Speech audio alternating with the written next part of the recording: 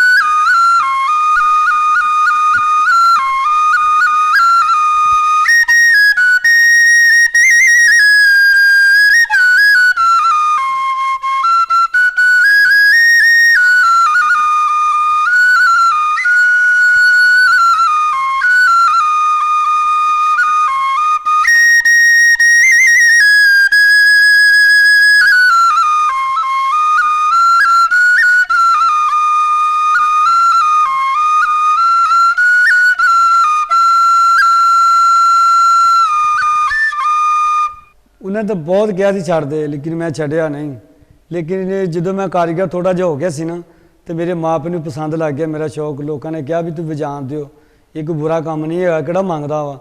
ਤੇ ਫਿਰ ਮੇਰੀ ਵਾਲਦਾ ਤੇ ਮੇਰੇ ਵਾਲਦ ਨੂੰ ਬੜਾ ਪਸੰਦ ਆਇਆ ਸੀ ਇੱਕ ਗਾਣਾ ਹੈ, ਬਾਬਲ ਤੇਰੀ ਮੇਰੀ ਸ਼ੂ ਕਿਸਮਤ ਫਿਲਮ ਆਈ ਸੀਗੀ। ਤੇ ਫਿਰ ਮੈਨੂੰ ਉਹਨਾਂ ਨੇ ਕਿਹਾ ਪੁੱਤ ਸਾਨੂੰ ਸੁਣਾ। ਫਿਰ ਮੈਂ ਉਹਨਾਂ ਨੂੰ ਸੁਣਾਇਆ, ਤੇ ਅੱਜ ਅੱਲਾਹ ਤਾਲਾ ਨੂੰ ਜੰਨਤ ਦੀ ਜਗ੍ਹਾ ਦੇਵੇ। ਮੇਰੇ ਮਾਂ ਪਿਓ ਫੌਤ ਹੋ ਗਏ ਆ, ਤੇ ਖੁਸ਼ ਹੋ ਗਏ, ਅੱਲਾਹ ਤੋਂ ਦੁਨੀਆ ਤੋਂ ਗਏ ਨੇ ਖੁਸ਼ ਹੋ ਕੇ ਕਿ ਸਾਡਾ ਪੁੱਤ ਤੈਨੂੰ ਹੁਣ ਕਾਮਯਾਬੀ ਆ ਇਨਸ਼ਾ ਅੱਲਾਹ।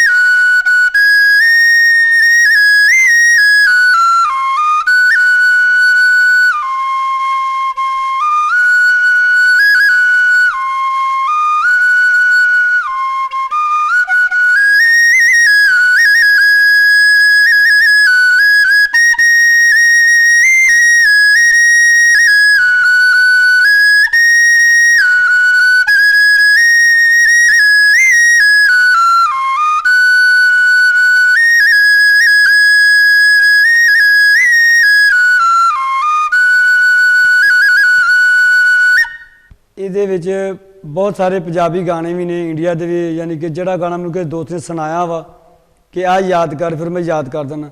ਫਿਰ ਇੱਕ ਵਹੀਦ ਮੁਰਾਦ ਦੀ ਫਿਲਮ ਆਈ ਸੀ ਜੋਗੀ, ਉਹਦੇ 'ਚ ਬੀਨ ਬਹੁਤ ਵੱਜਦੀ ਸੀਗੀ। ਉਹ ਦੋਸਤਾਂ ਨੇ ਕੀ ਫਿਲਮ ਦੇਖੀ ਤੇ ਵਹੀਦ ਮੁਰਾਦ ਨੇ ਬੀਨ ਬਹੁਤ ਅੱਛੀ ਵਜਾਈ। ਫਿਰ ਉਸ ਗਾਣੇ ਦੀ ਫਰਮਾਇਸ਼ ਕੀਤੀ, ਫਿਰ ਮੈਂ ਉਹ ਗਾਣਾ ਬਣਾਇਆ।